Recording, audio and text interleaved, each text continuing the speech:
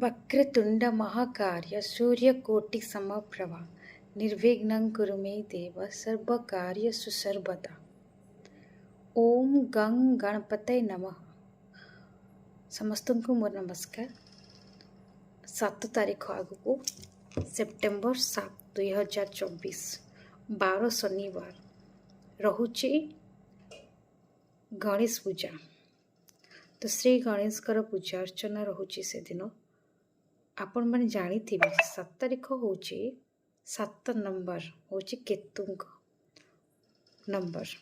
ତ ଆମେ ଯଦି ଦେଖିବା ଯେଉଁମାନେ ଏ ଗଣେଶ ପୂଜାରେ କେତୁ ଗ୍ରହ ଦ୍ୱାରା ପୀଡ଼ିତ ହେଉଛନ୍ତି, ଯେଉଁମାନଙ୍କର କେତୁର ମହାଦଶା ଚାଲିଛି ବା କେତୁ ଅନ୍ତର୍ଦଶା ଚାଲିଛି, ପ୍ରତି ଅନ୍ତର୍ଦଶା ବି ଚାଲିଛି, ତ ସେମାନଙ୍କ ପାଇଁ ଏଇ ଶନିବାର ଗଣେଶଙ୍କର ପୂଜା କରି କ'ଣ କରି ଆପଣ ଉପାୟ କରି କଷ୍ଟ ଲାଘବ କରିପାରିବେ, କଷ୍ଟରୁ ମୁକ୍ତି ପାଇପାରିବେ ବା କଷ୍ଟ ନିବାରଣ କରିପାରିବେ ନିଜର।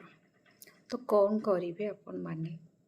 ଶନିବାର ପଡ଼ୁଛି, କେତୁଙ୍କର ମନ୍ତ୍ର ତ ଆପଣ ଜାଣିଛନ୍ତି। କେତୁଙ୍କ ମନ୍ତ୍ର ଓମ୍ କେମ୍ କେତବେ ନମଃ। ବୀଜ ମନ୍ତ୍ର ଓମ୍ ଶ୍ରାଂ ଶ୍ରୀଂ ଶ୍ରୋଂ ସଃ କେତବେ ନମଃ।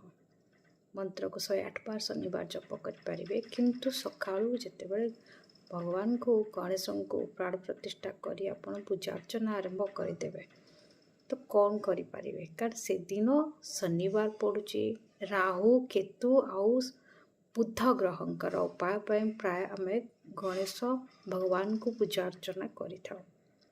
ତ କେତୁଙ୍କ ପାଇଁ ପ୍ରଥମେ କରିକି କେତୁ ସନ୍ତୁଷ୍ଟ ହୁଅନ୍ତି ବା କେତୁ ଗ୍ରହଙ୍କର କଷ୍ଟ ନିବାରଣ ପ୍ରଭୁ ଗଣେଶଙ୍କ ନିକଟକୁ ଯାଇ ଯଦି ଆମେ ତାଙ୍କୁ ପୂଜା ଅର୍ଚ୍ଚନା ଭଲରେ କରିବା, ତାହେଲେ କେତୁ ଗ୍ରହ ଶାନ୍ତ ହୋଇଥାନ୍ତି। କେତୁଙ୍କ ପାଇଁ କ'ଣ କରିବେ?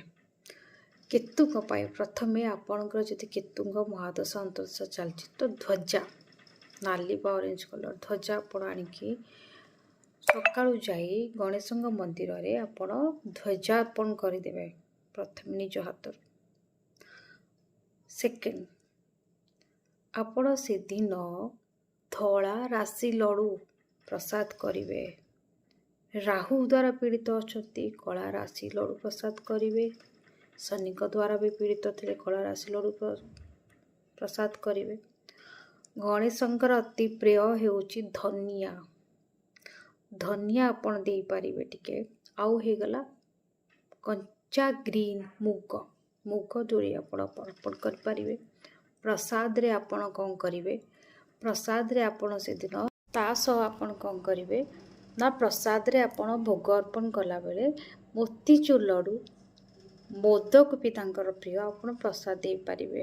ପୂଜା କରିବା ସମୟରେ ଆପଣମାନେ ବିଶେଷ କରି ଆପଣ ଦୁବ ଯେଉଁଟା କେତୁ ଯାହାର ପଡ଼ିଛି, କେତୁ ଯାହାର ଖରାପ କରୁଛି, ଆପଣ ଏଇ ଦୁବକୁ ଅର୍ପଣ କରନ୍ତୁ। ଦୁବ ଅର୍ପଣ କଲାବେଳେ ଆପଣ ଜାଣିଥିବେ ଯେ ଆମେ ଯେତେବେଳେ ଦୁବ ଅର୍ପଣ କରୁ, ଆମେ ବେଶୀ କରି 11ଟା ଦୁବ ଦେଇପାରିବା, 21ଟା ଦୁବ ଦେଇପାରିବା। ତେଣୁ 11ଟା ଦୁବ କଲେ ଆପଣ ଗଣିକି ଗୋଟେ 11ଟା ଦୁବ ଆପଣ ଗଣେଶଙ୍କୁ ଅର୍ପଣ କରନ୍ତୁ।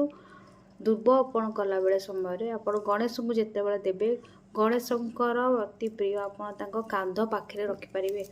ଗଣେଶଙ୍କର କାନ୍ଧ ପାଖରେ ଆପଣ କାନ୍ଧ ପାଖରେ ଆପଣ ଏମିତି ଦେଇପାରିବେ, ୟା ତ ତାଙ୍କର ମସ୍ତକରେ ଲଗେଇ ପାରିବେ, ମସ୍ତକ ପାଖରେ ଥୋଇପାରିବେ, ତ ପାଦ ତଳେ ଆପଣ ଦେଇପାରିବେ।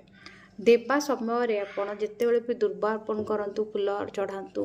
ଗଣେଶଙ୍କର ପ୍ରିୟ ଫୁଲ ବି ଆପଣ ନାଲି ମନ୍ଦାର ସେ ପସନ୍ଦ କରନ୍ତି, ଆପଣ ଦେଇପାରିବେ।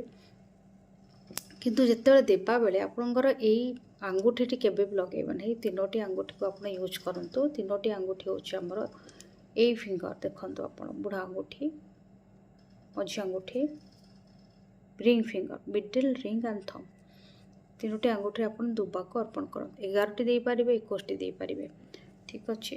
ତେଣୁ ଆପଣ ସେଦିନ ପୂଜା କରନ୍ତୁ। ମନ୍ତ୍ର ଓମ୍ ଗଂ ଗଣପତये ନମଃ ଜପ କରନ୍ତୁ। ଗଣେଶଙ୍କର ଷ୍ଟାଚୁ ଯେତେବେଳେ ଆଣୁଛନ୍ତି, ବାମ ପଟୁ ମୋଡ଼ା ହୋଇଥିବା ଶୁଣ୍ଢ ଘରକୁ ଯଦି ଆଣୁଛନ୍ତି, ତ ଆପଣ ସେ ଆଣି ସ୍ଥାପନା କରନ୍ତୁ। ପୂଜା ଅନୁଷ୍ଠାନରେ ବି କରନ୍ତୁ। ବାମ ମୋଡ଼ା ଶୁଣ୍ଢକୁ ଆପଣ ଇଏ କରନ୍ତୁ।